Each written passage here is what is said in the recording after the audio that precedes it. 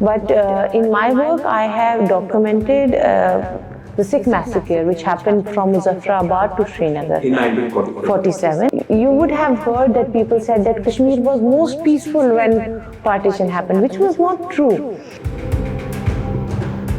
Because when the tribal invasion happened, the first target for them were the Sikhs, from Muzaffarabad till Srinagar in Budhsingh. And it's unfortunately such a huge number of casualty. It just got unreported, never being told. A lot of Sikh women also, committed suicide. Jumping into Jahannam. If I may say, the first president of the National Conference was a Sikh, Sardar Budhsingh. He was the pillar of the people's right movement of Jammu and Kashmir. He was a civil servant. He gave up his job. We have also mentioned how the Dogras had stopped the movement of the Pali leadership into the Kashmir Valley. Yeah, well, that's very... During the Sikh reforms, gurdwara reforms. And since our movements happened in Punjab, the similar kind of thing was happening in Jammu and Kashmir also. Manjinder Singh Sirsa of the BJP from Delhi went all the way to Srinagar and announced that, even... this turned this elopement as love jihad. Love jihad. I think it was blown out of proportion. I was so angry. I was so angry how a man can say that he was in a relationship with a child. I really want to tell all young women listening to this podcast, if you're really marrying somebody, at least marry somebody who's courageous to stand with you. He should not make you to stand in front of the world and become so vulnerable. Welcome to Story Talk channel once again. I am Prabjeet. We'll be continuing the discussion in this second part with Komal JB Singh. Komal, a lot has been talked about 1947, the partition, what kind of it. So, very less has been told about the Kashmir of 1947. Can you please say what kind of freedom was that for Kashmir? Well, partition had a huge impact on the border states. I mean, especially Punjab, there was entire division, and then Jammu and Kashmir was the other place where there was a division. There is no red cliff line. Yes, and then Kashmir, unfortunately, because of the Kashmir conflict and all this, that narrative was so dominating that we couldn't talk a lot about the partition impact on Jammu and Kashmir. I mean, the displacement from the both sides. Or misunderstood. Yeah, in the sense, in Jammu city today, we have a huge amount of refugees from Muzaffarabad, from Mirpur. So we have those refugees in Jammu. So partition narrative, but I think in last few years, we have seen that the partition studies of Jammu, J&K is also now coming out. But what I have done in my work is that I have tried to build up the partition narrative of Kashmir. I mean, you would have heard that people said that Kashmir was most peaceful when partition happened, which was not true. Because when the tribal invasion happened, the first target for them were the Sikhs. From Muzaffarabad till Srinagar in Budhsingh. I mean, a huge amount of Sikhs were killed. And it's unfortunately such a huge number of casualty. It just got unreported, never being told. And now how I know about it, because it was my story of my own grandparents. Okay. Especially in 90s, when we didn't have much to do outside. We used to be at home and the grandparents used to tell us about these stories. And it was my grandparents, not mine, it was all our elder generation who suffered that displacement. So like for us, like my family, especially North Kashmir, we were displaced. They were displaced for like 2-3 months to Srinagar and then they came back, right? But then there are Sikhs from Muzaffarabad who became refugee for their lives in Jammu, right? So when this book came, I mean, there are a lot of people who are also trying to question that how such such a big amount of a massacre happened and it goes unreported. But I think this is the tragedy of the partition, that these stories never became part of the history. But in my work, I have documented the Sikh massacre, which happened from Muzaffarabad to Srinagar in 1947, and which I feel is one of the important factor for the delay of the Srinagar, because tribal came to capture the Srinagar airport. I mean, they wanted to capture airport. That was air base, and that was how they could have controlled entire Kashmir. But it was the Sikhs in Kashmir who had done resisted. Yes, in many places. It was not only the army. I mean, army came later. By that time, the Sikhs were in resistance, and I think I have mentioned a good amount of army records which talk about this. But unfortunately, army records just talk about the army actions. But yes, then we have few works which talk about the National Conference, who found a militia against the tribals. But then it was more concentrated in Srinagar, right? So was there the National Conference of Shiekhabdullah? Yes, the same one. And they resisted the tribals. And, even that is also not talked about. Yes, I mean, you will find in my second chapter 47 that Kashmiri ho jao tayar hamla. I mean, there's an entire quote which I have in detail. So, I mean, in the sense, there was also Kashmiri resistance, also political resistance to the tribals who had come. So National Conference organized when these refugees, they came to Srinagar.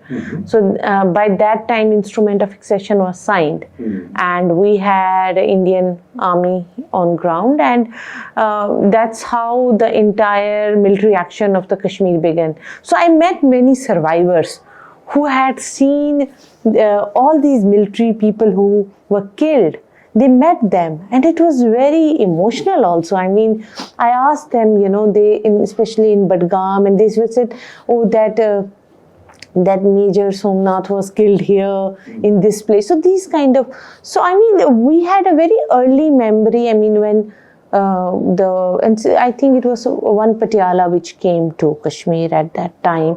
So there were Sikh soldiers also, and a Sikh community who was displaced, these women seeing the Sikh soldiers coming to Srinagar. So they saw a kind of, I mean, our elders used to say that when we saw the Sikhs and the, people in Indian army, and we could just as a women go, we could just go and hug them, because these were the women who were, I mean, we had if you see my work, it's very traumatic also. If you see huge thing happening that tribals have come, they were raiding different places. So there was a kind of a kafila of a Sikhs going to Srinagar, and the way to the Srinagar was also not known to many. So the people had stopped at that place. And some people from the tribals, they actually raised a Sikh war cry. And these Sikhs who were hiding in different places, they thought that it's the Indian army which has come. Bole Sonia, such a fake slogan. And everybody came out, and there were huge massacre of people. And actually, that was a place, you can say there was a huge separation of family. And then this kind of a similar incident happened on the Sopore bridge also. A lot of Sikh women also, committed suicide. Jumping into Jhelum. There's a very good book by Krishna Mehta. She was a wife of DC of Muzaffarabad, Duni Chand. So she has written her eyewitness account that the Jhelum, she said even the Jhelum seems like it was so full because it couldn't take so many women jumping into for their, to save their honor, because there were trucks of the trucks were being loaded with young women. They were being captured. And I also have documented stories of women who were also abducted at that time. They went to the Pakistan jail, and in 48 when there was a kind of a exchange, in that they came back. And of course we cannot even comprehend the amount of violence they must have seen. Not just the violence, but also the sexual violence these women would have faced. And it was not easy for me to break that silence. But I could see these women very traumatized, in talking about those things. So 47 for us, especially in Kashmir, for Sikhs, it is one of the important event, because, and it's very unfortunate also, Prabjit, that when Andrew Whitehead wrote a book on a mission in Kashmir. On? He wrote actually on the Christian nuns who were raped in Baramulla in 1947. And, it just came out of, people were really surprised that this happened in Baramulla, because there's a St. Joseph hospital, and that hospital was being attacked by tribals, and there was a British Army personnel, Colonel Dyke, and his wife was there, So these people were killed. So I've given all that detail. So these are basically, Whitehead book really helped me in, understanding that this kind of the violence which was happening in Baramulla town. But of course he mentions about Sikhs, but his focus was on the Christian nuns and St. Joseph Hospital. But what I have done is, I have got the testimonies of many people who were, of course, when I started documenting it, it was already very late. These people were on the edge of their life. And it's very unfortunate, all these people who I've interviewed have passed away. None of them is alive when this book came out. So my book is not just an academic book also. It's also about the people's stories, people's history. So it's not like just putting theoretical things and giving it to the people. It's also documenting the, people's voices. Komal, after this signing of this instrument of annexation in 1947, we have come to a stage where this Article 370 has been annulled, has been abolished. What does it mean to the people of Kashmir, and on our subject, what does it mean specifically to the minority Sikh community in the valley?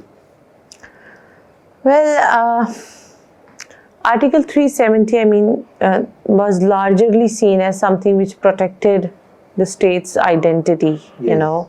And it allowed us to have your own constitution, your own flag and all that, a kind of a freedom kind of thing. But even Ranbir penal code was there. Yeah, but if you see personally, as a political science student, I would tell you that, when it was abolished, it had already a lot of from 53 to 2019, through a lot of amendments, it was diluted. It was diluted. So there was not much left in Article 370 also. It was a kind of a very symbolic kind of a thing we had. It means it is not only the BJP, or the Congress has also been behind this. It is over the years, right? And I think Shiekhabdullah, who was arrested in 1953 during the So, what does it mean actually for the Sikhs in the valley? I think for the Sikhs, if we are from J&K, and so now the article, one way of seeing it was that we could, the J&K could protect its own demography. Who are the ethnic people of Jammu and Kashmir, and it ensured that only those people could be the one, right? But then there was an issue in it also. There was an issue of a gender discrimination. A woman of Jammu and Kashmir, if she could marry outside, she couldn't give that property to her children. They couldn't inherit because the mother had married outside. So even on a state subject, which we used to get, in our document it was written that valid till marriage. It's isn't it insane, as a woman, yeah? Yes. So, then they were... This is against life, liberty to life, and, liberty to live. And when people talk about Article 370, it was Article 35A. 35A. Which became actually the basis for the abrogation of Article 370. Now the issue is that there were women who also went to the court. Before that. Yes, Before yes, the yes. And if I'm not mistaken, it was a Kashmiri Pandit women. And I think another woman from Jammu, Dogra also. They went to the court. They also got this right that they can give the property to their children and all. But then it was very ambiguous. There was no clarity. So none of the political party in Jammu and Kashmir over so many years thought that, this is something which we have to, rectify that this is actually against the women's, right? How can you, a woman from outside can come to Jammu and Kashmir and become part of Jammu and Kashmir. And a woman who's from Jammu and Kashmir, if she marries outside, she just loses everything, right? So now that thing has ensured. It has, yes, it is. That is the only silver lining which I see in this, as a woman. And I think for the Sikhs, we have a very small families. Sikhs were the first community to go for 2 children since 1980s. In Kashmir? Everywhere, actually. It happened everywhere. And this is one of the reasons they say we have a less population rate right now. This is very noticeable thing. Yes, we were the first to adopt. We don't have, Sikhs generally, we don't have huge families in terms of, we used to have 2 kids. And if we have only daughters, then you actually are then it becomes a problem, then you cannot. So, what I'm trying to say is that on the one hand, there is a identity which Jammu and Kashmir people, but then Jammu and Kashmir is also not a homogeneous identity. We have Dogras who have their own aspirations, then we have a Kashmiri Muslims who have their own, then we have a Kashmiripundits, then we have Pir Panjal, we have Chenab Valley. Jammu and Kashmir is a world in itself. We have to, and it's a multi-ethnic, multi-religious place. That's the beauty of being from J&K. I think I feel very proud about it. We are not just one, we are very multi-layered, multi-ethnic people. And so with 370, it's a mixed kind of thing. So some found it that it's good that, but some found it that, they just became unitary and all. So politically, yes, there is, people felt, as an attack, and then it's also kind of a mixed opinion. If somebody is situated in Jammu, he will think differently. Somebody is in Poonch. So it depends where you are situated and how you think.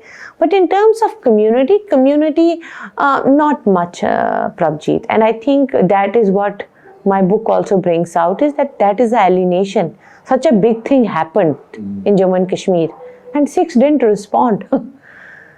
Isn't something, I go to everywhere to talk about this book. Even for one of the reviewer in my book also raised this question, that what about Article 370? I said it's not relevant. There is literally no reaction from the community, because community feel that they are so alienated from the social, political process of the narrative itself, narrative that it doesn't matter for them. Whatever is happening. So that thing is so 370, so that is why we don't have much impact. Now imagine if somebody is migrating from Kashmir, the slow migration which I'm talking about, how is 370 going to protect it? Uska hona ya nahi hona, it doesn't matter too, na? If my struggle is deeper than that, that my voice has never reached the corridors of Delhi. That is important. We have so many policies which should be, I'm not saying it shouldn't be, that for the people to go back to Kashmir, for the minorities, for the migrants. But then we have a zero policy on the minority living in Kashmir to ensure that some kind of affirmative decisions are done at the policy making. And this is what the policy makers have to do. And this is what Kashmiri politics have to also realize, that you cannot just say that Kashmiriyat and Kashmiriyat. You cannot just say that, oh, Sikhs are living here. You have to engage with the Sikhs. You have to know what is their problem. You have to know, you have to go to their personal spaces, understand their issues, what the community is talking. There is a very different thing in Kashmir. There is something which we talk with everybody, and there is something we talk in our homes, within our community, within our people. And I'm talking from that space, that there is a complete alienation. And I think that is something which needs to be addressed. So, Komal, when we talk of political representation of the Sikhs in the Kashmiri society, and it is seen that a lot of Sikhs, used to accompany Farooq Abdullah during the days of National Conference, the rule of National Conference, or otherwise also in the party. Is there some historical background to that? If I may say, the first president of the National Conference was a Sikh, Sardar Budhsingh. He was National Conference. Yes, Sardar Budhsingh was a Mirpuri Sikh. Sometimes it's very unfortunate in J&K that we have not given recognition to the leaders of Jammu region also. And I think Budhsingh stands out. Personally, I was very inspired, and I didn't know about him also. Imagine, I didn't know. I got to know, I was in Srinagar, there's a hospital in Skims in Sopore.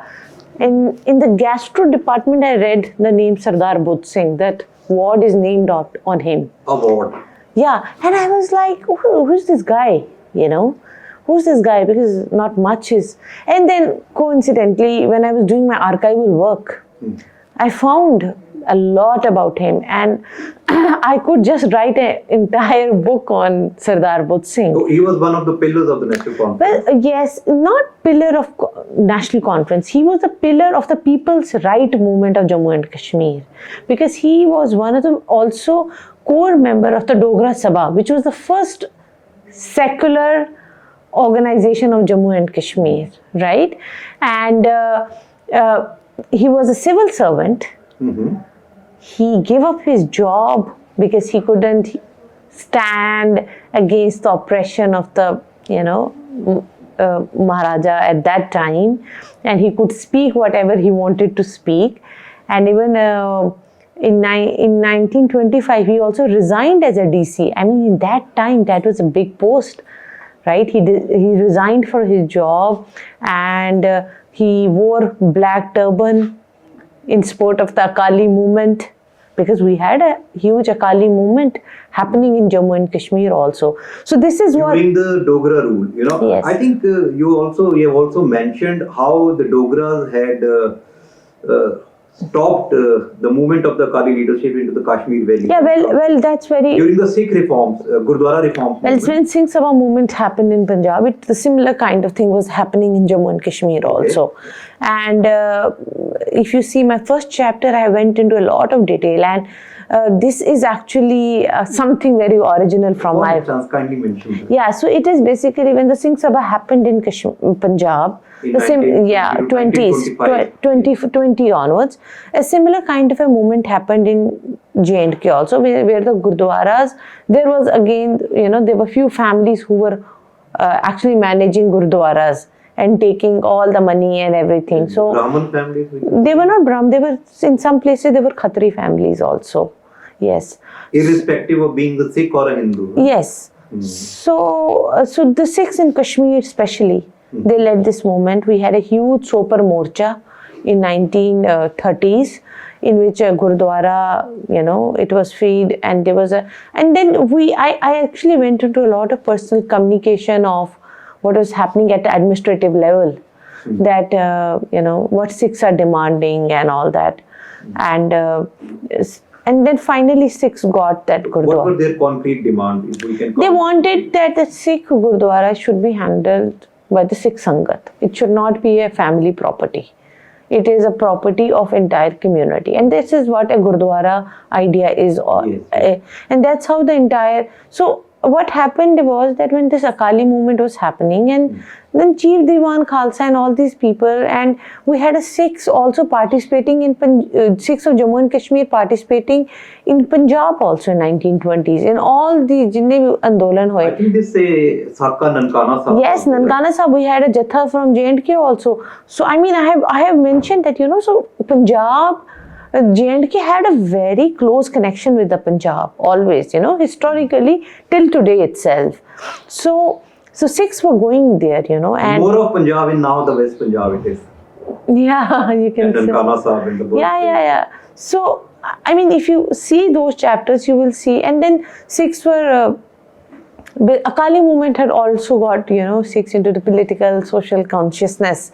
So that was also happening in J&K also. So a lot of Sikhs started following Akali movement, and then there was also protest by the Sikhs that those Sikhs who participated in the Akali movement, they were not allowed to be taken into the jobs later on. They were So banned. this was the announcement of the Dograrule. Actually, yes, the Dogras were the rulers, Kashmiripundits were the prime minister. Okay. So you cannot just say the Dogra also. I have mentioned in detail who was the prime minister. So we have to also see that I think it's not fair to just see the ruler. We have to also see the people who were in the administrative positions also. So, there was So they were embargoed. Yes, I think there was one... You quoted some instance. Yes, I quoted, I think there was a letter from Chief Diwan Khalsa, Amritsar, to the J&K government that, the Sikhs are actually backward, socio-politically, educationally. They should have representations in job, the judicial, police. And I think in one of those, they're saying that, we had come here as a ruler just few years ago. The Dogra's regime felt offended. Actually, not Dogra, because I could see the comment. This again, yes. The comment was made by the Prime Minister Kohl. He made the comment that these guys are from Punjab. Should they interfere into the affairs of Kashmir? So, that's what I'm trying to say, is that it's very important that we see the layers of politics happening at that time. So it's not just like because and then during Dogra time also, the another thing happened was there was a lot of land grants which were given to gurdwaras during Sikh rule. So many of them were taken back. Many of them were taken back, and community made a huge representation on that also. And I had gone into a lot of details, and why I wanted to bring the archival thing was that, I wanted to also bring out that it is not that the Sikhs were unaware or they couldn't represent themselves. They were doing the best they could have done. And I also wanted to bring it forward to my community in Jammu and Kashmir today also. Look at the letters they were writing in 1920s. Look at the speeches of Sardar Budhsingh. He is addressing an entire Muslim population in Srinagar and telling them that, it's your right to have a dignified life. And he was the first one to speak against the Bigar system, which was unpaid labor. So, and bonded labor, basically. Yeah, you're right. So, and then because of his stature, Sardar Budhsingh, that he was the instrumental in making Muslim conference into the national conference, and Shiekhabdullah has gone on acknowledging Sardar Budhsingh's role in it, and then he became twice the president. And there was another personality also. We have San Singh Teg. And one Bajaj was there, Jamnalal. They're very recent. What I'm talking about is the early, people. And then from Muzaffarabad, we had a very important Sikh religious leader, Akali Kaur Singh Nihang. So who is considered to be, at least in the religious terms, he was, the tragedy of partition for us was that we lost all our leadership in 47. All our leaders were killed in that displacement. So that's the biggest tragedy. Other than the displacement and killing, we lost the entire leadership. So because of people like Budhsingh, and so the national conference at one point had a good representation of Sikhs pre-47. So post-47 we had some kind of representation of Sikhs, few of them, not many, but the impact is not much.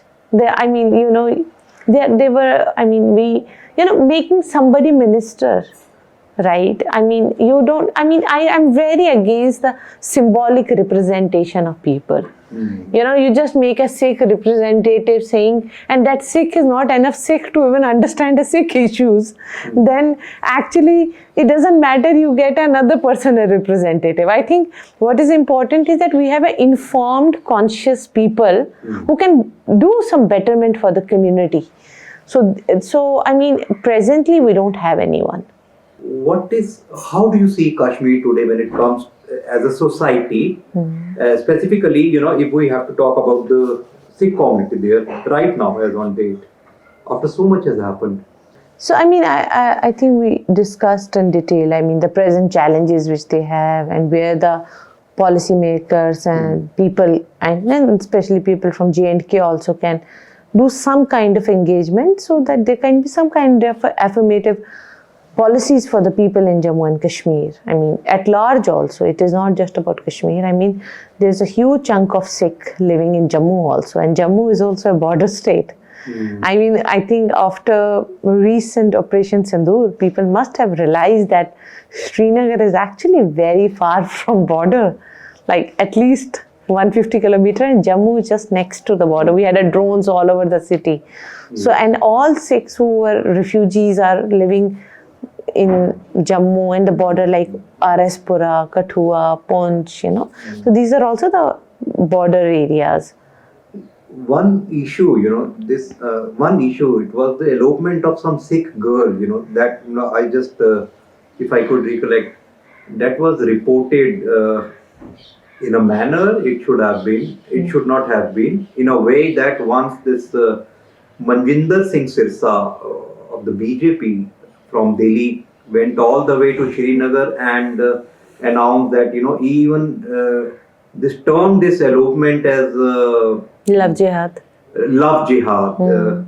Actually, she eloped with a married Muslim man. Yes.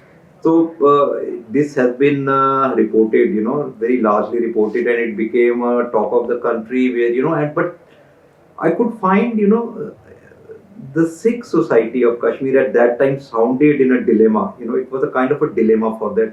How will you explain it? What is your analysis of this episode? What's your analysis of this incident?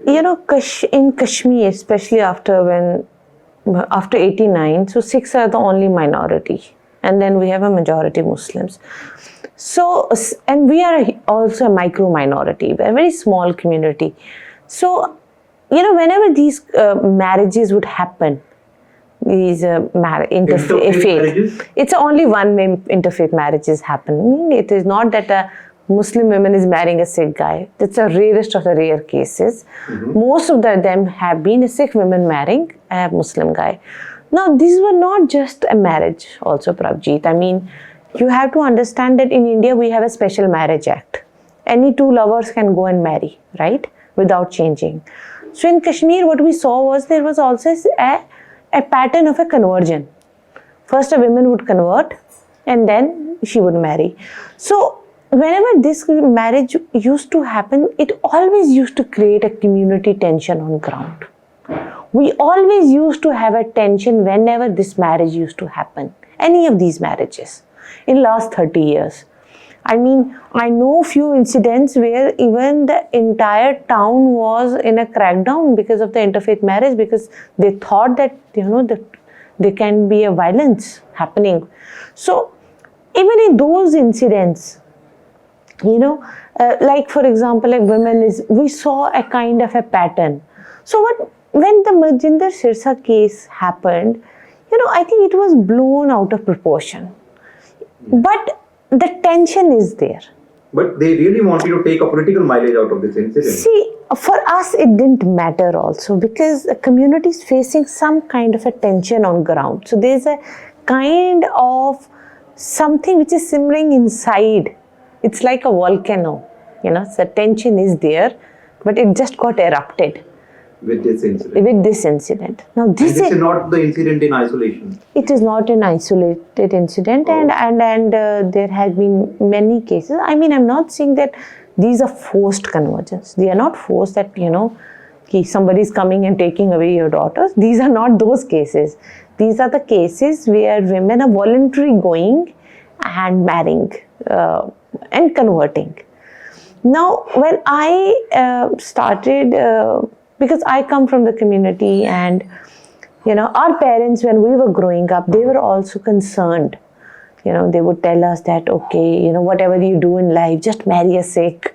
I mean, this is what a Sikh parent actually always pray, that, in JNK, that, their daughter should not marry. So, it's not just about izzat and honor, it is also about a lot of other factors, because you're very small, knitted. Cultural implications also.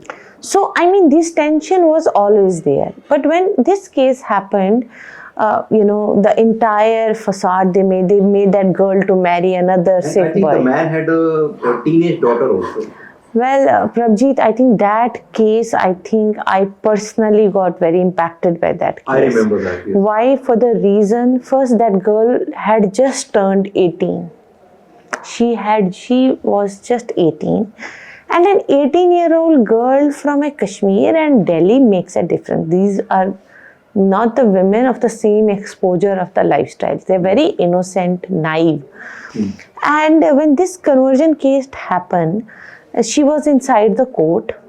And now, when this, in courts also, sometime if conversion case would come, they would inform the community that we have a Sikh woman coming today. This used to happen earlier. They used to inform the Sikhs. Sikh, Gurdwara committee. Girl from your committee is coming to get converted for marriage. For marriage, and because they had to also. That is, I think, that was wise enough, Yeah, it used to happen, and it used to happen. In many incidents, we have seen that many leaders got to know that sometimes. Then at times there would be also protests about it. But in this case, what happened was that suddenly this case happened, and then we saw people coming from Delhi doing whatever they could, and then this girl was brought up and married to a second man. Right, and she was brought to Delhi, I remember. Yeah, she got married to a Sikh boy in Kashmir, and I think that was within 2-3 days only. Yeah, the second day she got married, and I think it really impacted me. First, I think it was too hasty decision to get her married, and then where that marriage ended. That boy, the second Sikh boy who got married, and then the girl went back to that man only. Yes. Now, when this case came up, and we saw a lot of newspaper reporting on this issue, the unfortunate part was that a girl's information was in public domain. Like her even Aadhaar card was published with the newspapers and the news portal, in which it was stated that she had just turned 18. Yeah, this was the plan. And that man went on to saying, accepting in some news reporting, that I haven't done crime, she had just turned 18. And he said that he was in relationship with this girl from 5 years. When I read 5 years? Yes, when I read it, I was so angry. How a man can say that he was in a relationship with a child. With a girl, 13-year-old girl, I think they started the relationship when she was 12. I mean, what it is, if it's not grooming, what else it is? I'm sorry to say, even if it sounds like that. The POSCO case ban gaya. POSCO case it is actually. It should have become. But I think it was a failure from the, also Sikh community. We didn't handle that case well. If that girl, and I know one thing for sure, Prabjeet, I have handled these cases in my personal capacities. I have seen women going and then coming back in that struggle. I know a couple of those women who I have also helped in personal capacity with few of my friends. So we know that once the women go to that decision, it is not an overnight decision. It is a kind of a decision she has been making for many years. And once she comes out publicly that she wants to, convert or whatever, then there is no way back. Then they don't come back. And I knew in this case also that this girl will go back. The best we could have done is that given her a time, to just think that there is, Yes. and just to know. We could have got some women counselors, all those people to just understand that why there is so much of dependency of this young child on that man. And that man was married and he had a 7-year-old daughter. And this girl becomes a second mother to a 7-year-old. I mean, what can be more tragic than this? I tried to follow that case when, everything, and imagine the age of that man. Not even a single newspaper published that. Not even a single. And why the girl's information was going all and The age around. of the man? It is presumed that he was 35 plus.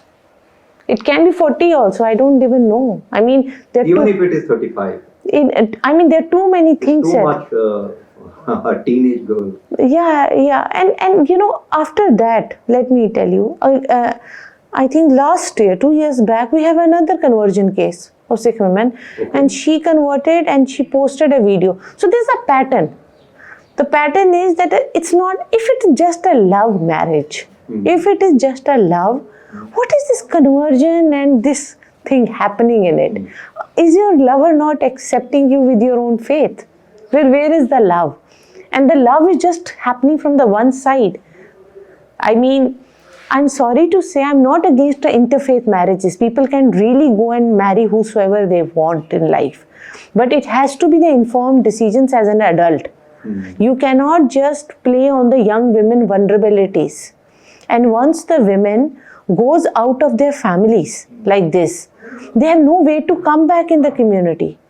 And unfortunately, I should say, Sikhs don't accept their women back. They don't. Their daughters. Yeah, once they have gone, they don't allow. But at least in Muslims I have seen, if their daughters have married Hindu, anyone, if she wants to come back, they have. Sikhs have not. I mean, even if you see in Punjab also. So some kind of realization or homework is needed to be done at the community level also. I think community level, see, we can keep telling people that, in our gurdwaras, like in Kashmir, they will say, oh, women who marry outside community, they are not treated well, whatever. But these stories won't help us until we don't have the women who have survived these violence coming up and telling us that, this is what they have faced. And we actually don't know what happened. I personally, I know there's a community opposition also, but as somebody who also identify myself as a feminist also, I really want that every person makes, we all make so many wrong decisions in our life.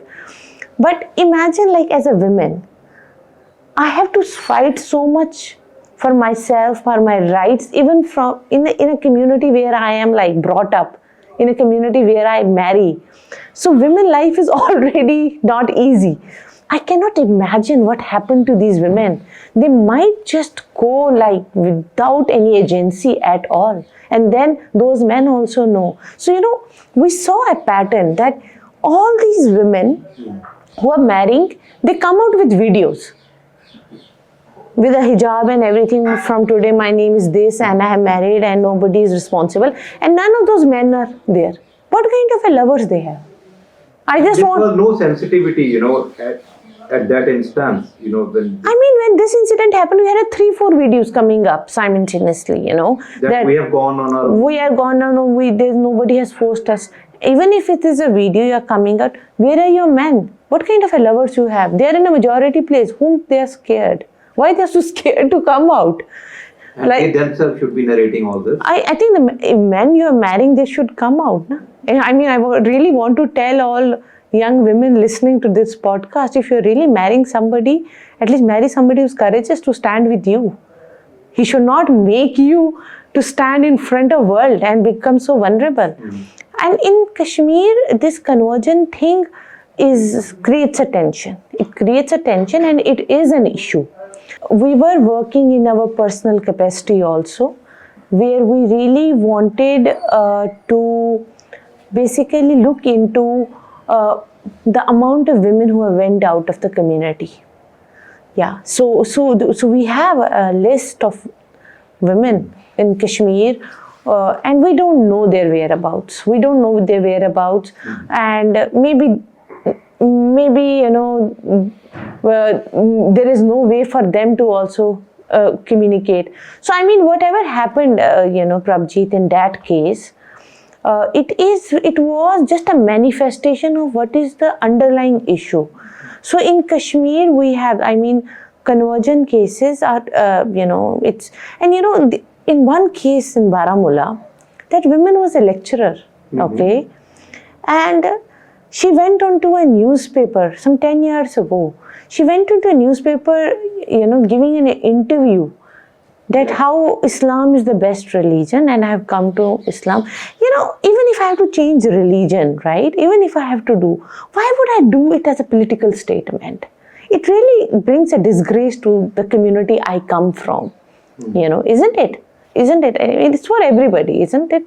Women are not the trophies to be used for these kind of events, and women are letting themselves.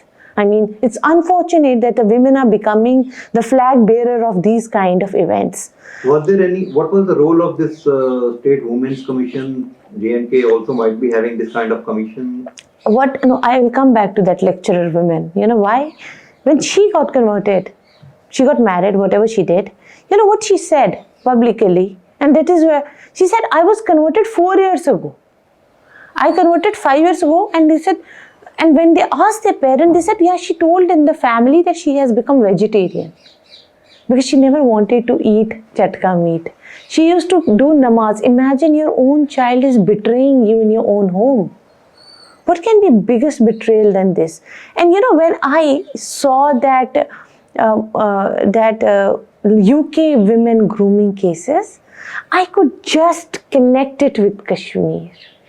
I could connect it. I could see that there is a kind of a pattern, but of course they had a very good groups and people who made a kind of interventions, and they brought back those women, who were also. So it is not similar, but a similar kind of a challenge we also face here.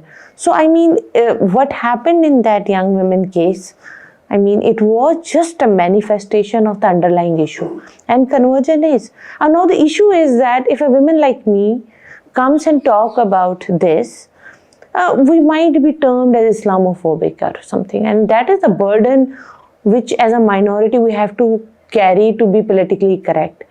But I think it's a high time that we give away that and we start talking about the problems which we are facing, the issues which are there, right?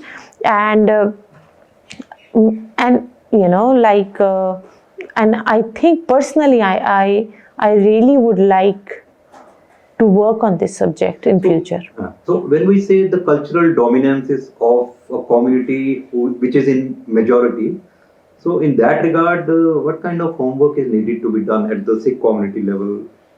Sikhs have done the best they could have done. Kashmiri Sikhs have done the best they could have done. Imagine being nowhere and still protecting your identity and still protecting, and how long they can protect it, how long they can. At the community level, and in Kashmir we never used to even have interfaith marriage with Hindus also. So it was not that it was one community was accepted and the other was not. So even in today also in J&K, in majority of the major gurdwaras, you cannot have interfaith marriage. So, this announcement comes, because it's not an announcement. It's a general understanding within the entire community that a Sikh has to marry Sikh, and everybody who goes out is there's a kind of a stigma around it. So I'm not saying that in today's world people are doing it, and now then there is also a class difference. If there's a people who are like coming from a social stature, at least in Jammu we have seen in last few years, at least with the Hindus we have some kind of connectivity is there. Now it has opened up. Imagine, it never, like in Punjab it is very acceptable, right? Yes. But in J&K we never had. So it's not just about Muslims also. It's also the interfaith marriage, which community feels that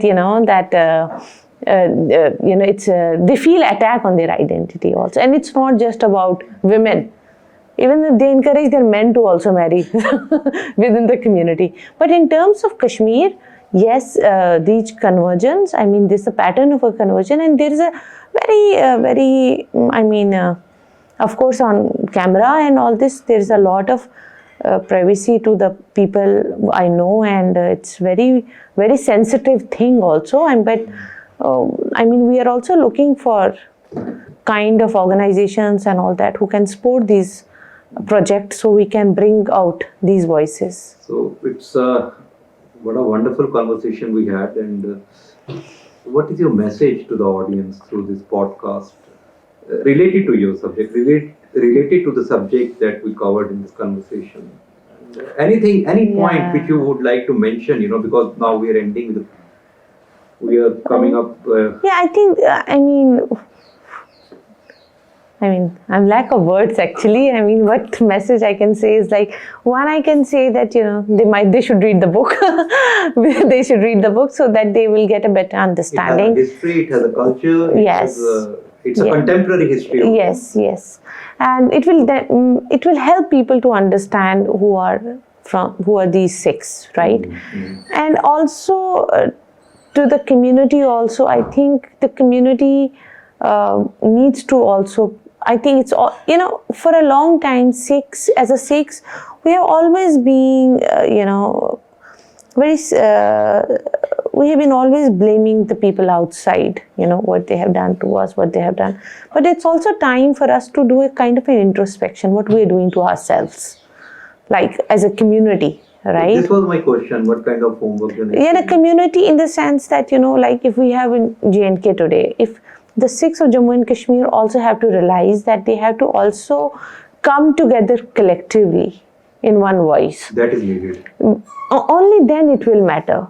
Now the problem is that even if people makes few people as their representatives, what they do is then when they go to meet people in power, they will do, just getting their personal works done, and then it's done.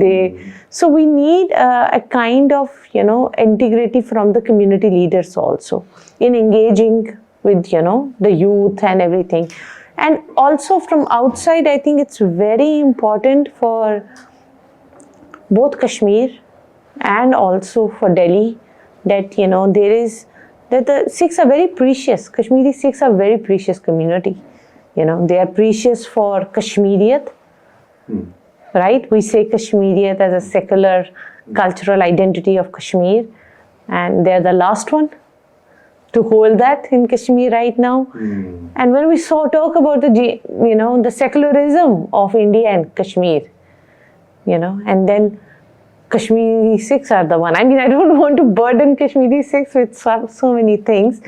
But a person with a turban of course, represents the diversity of Kashmir, isn't it? Great. It does. A gurdwara, a part in a gurdwara happening, and it adds to the vibrant, diverse culture and what Kashmir was all about. Kashmir society at large has been a beautiful society, and that's what I've told you, that tell me any other society in which there is so much has happened and still the people have not lost their warmth for each other. So we are like, Kashmiris are very warm, good people, but unfortunately caught into the tragedies.